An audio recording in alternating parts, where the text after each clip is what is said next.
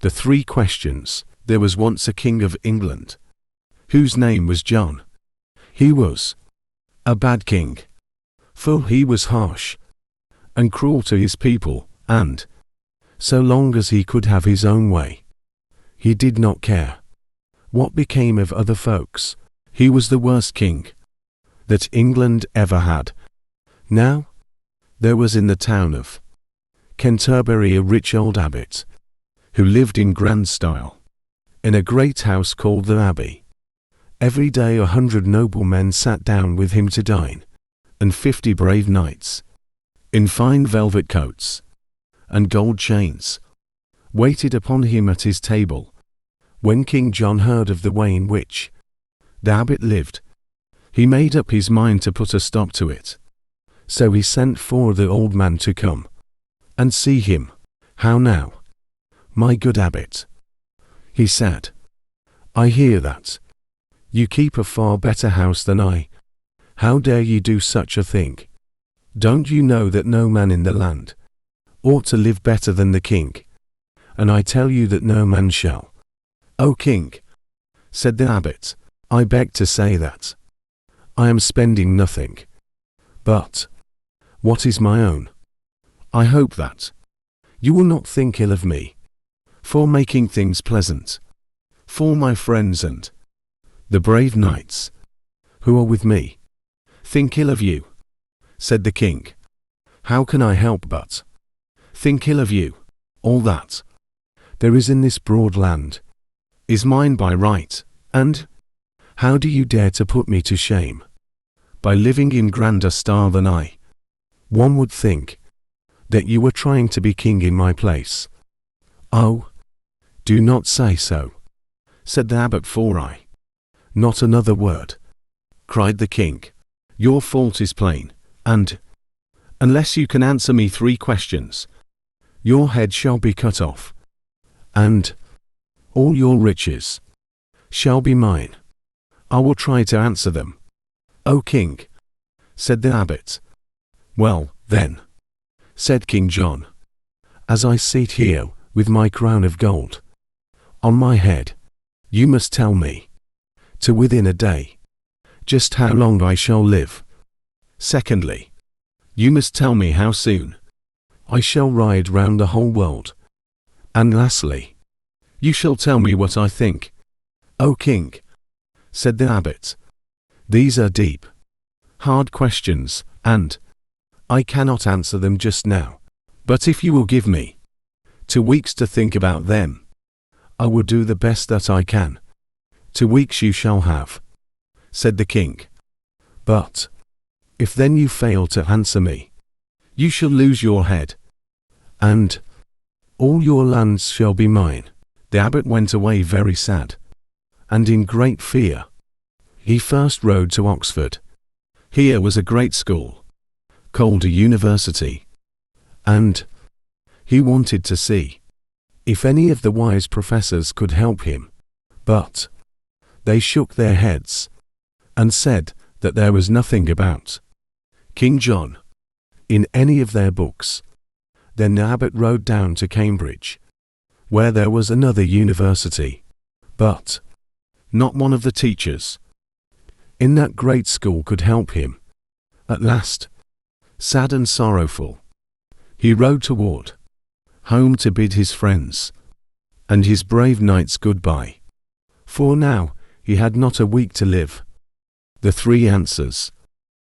As the abbot was riding up the lane which led to his grand house, he met his shepherd going to the fields.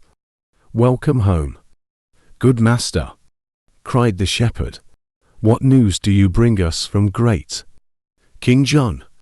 "Sad news, sad news," said the abbot, and then he told him all that had happened. cheer up, good master," said the shepherd. "Have you never yet heard that a fool may teach a wise man wit? I think I can help you out of your trouble." "You help me?" cried the abbot. "How? How?" "Well," answered the shepherd, "you know that everybody says that I look just like you, and that I have sometimes been mistaken for you. So Lend me your servants, and your horse and your gown, and I will go up to London and see the king. If nothing else can be done, I can at least die in your place. My good shepherd, said the abbot, you are very, very kind, and I have a mind to let you try your plan. But if the worst comes to the worst, you shall not die for me. I will die for myself. So the shepherd got ready to go at once. He dressed himself with great care. Over his shepherd's coat, he threw the abbot's long gown, and he borrowed the abbot's cap and golden staff.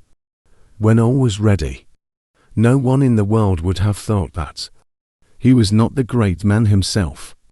Then he mounted his horse, and, with a great train of servants, set out for London. Of course the king did not know him. Welcome, Sir Abbot, he said. It is a good thing that you have come back.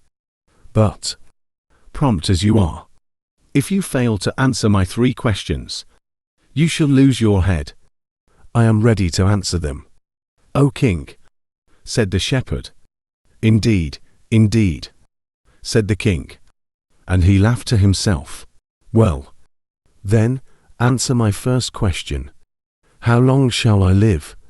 Come, you must tell me to the very day. You shall live, said the shepherd, until the day that you die, and not one day longer. And you shall die when you take your last breath, and not one moment before. You shall live until the day that you die. The king laughed. You are witty, I see, he said. But we will let that pass, and say that your answer is right. And now tell me, how soon I may ride round the world. You must rise with the sun, said the shepherd, and you must ride with the sun until it rises again the next morning. As soon as you do that, you will find that you have ridden round the world in 24 hours. The king laughed again. Indeed, he said, I did not think that it could be done so soon. You are not only witty, but you are wise. And we will let this answer pass. And now comes my third and last question. What do I think? That is an easy question, said the shepherd. You think that I am the abbot of Canterbury.